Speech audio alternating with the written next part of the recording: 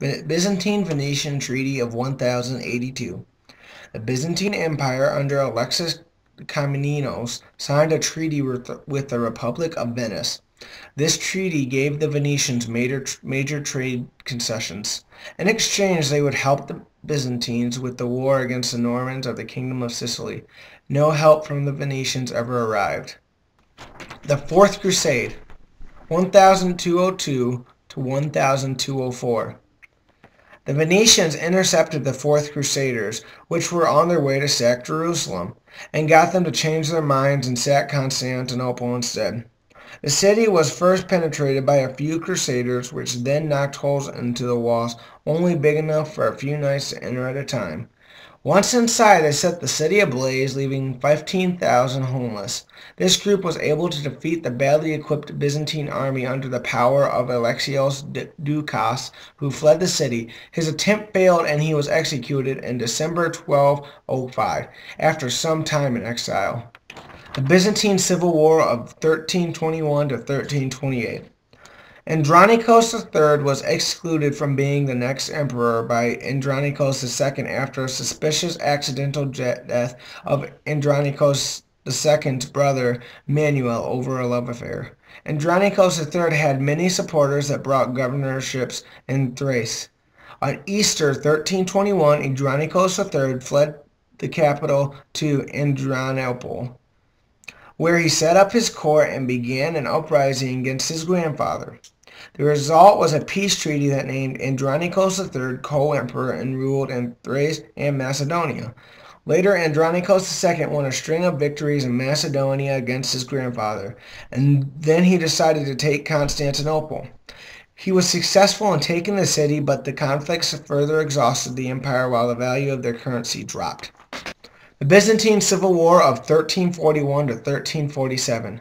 John VI defeats Regents and is recognized as senior emperor, but the Serbs and Bulgarians are able to take Macedonia, Epirus, Thessaly, and gain parts of northern Thrace as a result of the internal conflicts. The Byzantine Civil War of 1373 to 1379. Andronikos IV plotted to overthrow his father, Emperor John V. However, he failed the first time, but came back with Genoese support and was able to take the empire. However, John V came back with Ottoman support and was able to retake his role of emperor. The negative to all of this was that Byzantium had exhausted its resources and now was surrounded by the Ottoman Empire. Seljuk Wars. The Ottomans, under the rule of Mehmed II, had taken almost all land away from the Byzantines while they had become a vassal to the Ottomans. The chaos started when Constantine XI stated that he would rebel against Mehmed II unless certain conditions of the status quo were improved. Mehmed II responded by placing military fortifications near Constantinople. The Ottomans started an attack on the city April 6, 1453. They also introduced the first major use of cannons in hope to destroy the city walls. They also had with them the Great Turkish Bombard, which weighed about 18.6 tons and could hurl a 63-centimeter wide cannonball.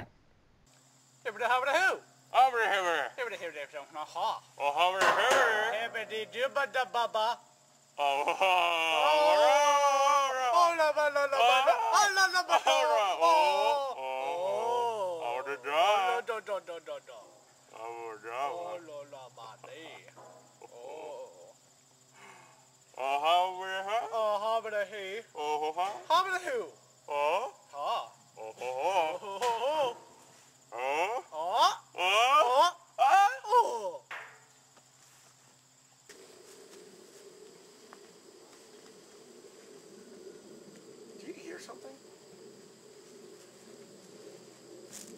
I don't hear anything. The super cannon took 2 hours to reload, but the walls were rebuilt faster than they were taken down by cannon fire. Mehmed II sent in several waves of full frontal attacks of the walled city, but was unsuccessful each time, and his army was demoralized almost to the point of desertion.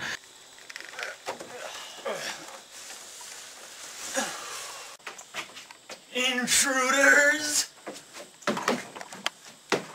I don't think so. Bippity boppity. When he ordered a grease log trail to be built into the now impenetrable harbor of Constantinople, also known as the Golden Horn. There was no real attack from the ships in the harbor, but the city was now completely surrounded and blockaded. Also, troops now had to be dispersed to cover the harbor, making the rest of the fortified city weaker. In one final attack, Antonians were sent by Mehmed II. After hours of placing all the cannon fire the Ottomans could muster at the weakest part of the walls, the Antonians were able to enter the city but were quickly pushed back. Angered, Mehmed II sent in elite janissaries. The Emperor Constantine XI had said that he would stand and die with his army. As the opposing army filtered through into the city, the Genoese supporters ran for the center of the city. Constantine XI was left with a small group that stayed and in the final effort used their remaining energy to delay the Ottomans for as long as they could. When the loss of the city was no more than inevitable, Constantine XI made his final charge into the Ottoman forces and was killed. And here's the Constantinopian. Yeah, he looks like he's ready for action. And what's he got there? What does he have? Oh, yes, he does. He has a stapler, one of the key weapons of this time. Oh, tassel in the face. Long stick, classic. Flip-flops might be a bad decision. Alright, let's see how this pans out. Oh, they're drawing their weapons. Hey, he's ready for strike. And he strikes with a devastating blow. And he keeps hitting. Oh, he hit himself there. Oh, friendly fire. That's no good. Yeah. And here comes a stick. Oh, alright, let's stop it here. This is a bad point. This is when the Ottoman figures out his weapon has broken. Yes, that's right. His weapon has been snapped in half by the infamous stapler. Or if we'll continue, this might be a breaking point in his play. We'll see what happens. Oh, looks like some flails of desperation there. He's backing. Oh, and he falls. He throws the stapler and is stabbed. Oh, look at that. Painful. Looks like it's right in the groin. That's gonna hurt tomorrow. Let me tell you what. The flip-flops seem to have prevailed. Good night and good evening.